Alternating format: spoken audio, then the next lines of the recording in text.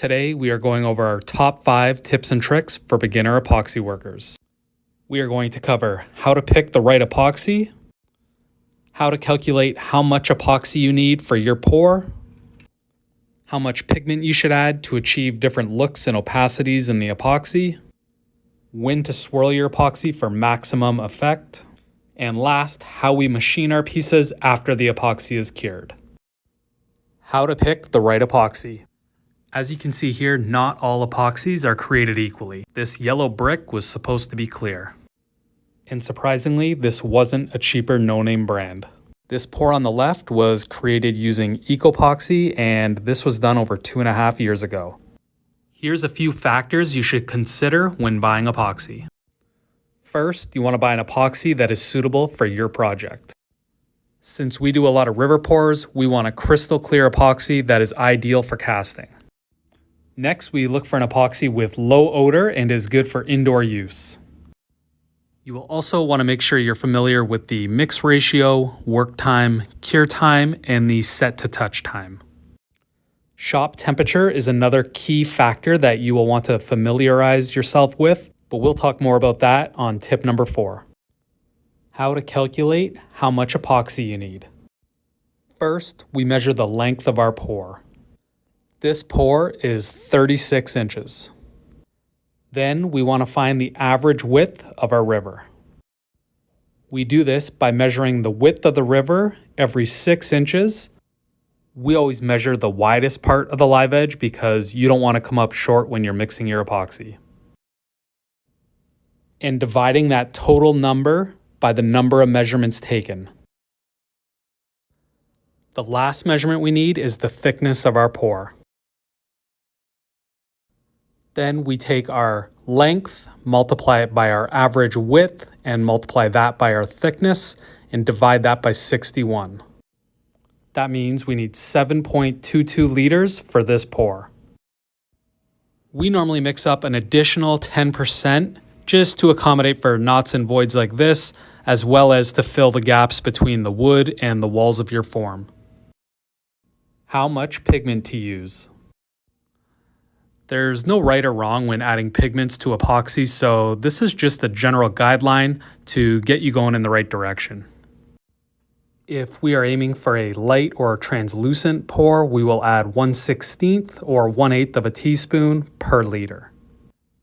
For a medium opacity, we will add a 1/4 teaspoon per liter. This look will still allow you to see into the epoxy a little bit and see those live edges. And lastly, if we want to go with an opaque pour, we will add 1/2 teaspoon per liter of epoxy. When adding pigment to epoxy, just keep in mind that you can always add more, but you can't take pigment out. So we always like to start with a little less than we think we need, and we'll check it out and add more as we see fit. Cure time, shop temp, and when to swirl. One of the most common questions that we get asked is when to swirl your epoxy. And there's not really a straightforward answer to this, but I'll do my best to explain it. The two main factors that play a role on when to swirl is the volume and depth of the pour, as well as the shop temperature. Deeper pours at higher volumes will cure faster than shallower pours in smaller volumes. And this is where your shop temp comes into play. A warmer shop will result in a faster cure. A cooler shop will result in a slower cure. For a larger volume pour like this one, we'll try to keep our shop temp around 18 degrees Celsius. For a smaller pour like this one, we'll try to keep our shop around 21 to 25 degrees Celsius. Now let's talk about when to swirl. This is what it looks like when you swirl too early. This swirl is happening right after the pour, and the epoxy is too liquidy to hold its shape after you swirl. This is the consistency that you should be swirling at. It's kind of in a gel state, not too thin, and it's easy to move around with a popsicle stick. On a smaller to average size pour, the epoxy will reach this consistency around the 18-hour mark. That being said, it does vary because your volume and shop temperature will play a role in how quick the epoxy cures. That being said, we rarely stir a pattern into our epoxy because the exothermic reaction from the epoxy curing normally leaves a pretty cool effect that most of our customers are happy with. How to process your piece after the cure. For small and medium-sized pieces such as cutting boards or small coffee tables, we'll send the epoxy and wood through our planer to level them out. For pieces that are larger than a coffee table, we send them over to our CNC. Now, not everyone's going to have a CNC in their shop, but there are a lot of local shops that will offer this service for you. An alternative to the CNC for larger pieces would be a wide belt sander. A great DIY option for small, medium, and large pieces would be to build yourself a router sled.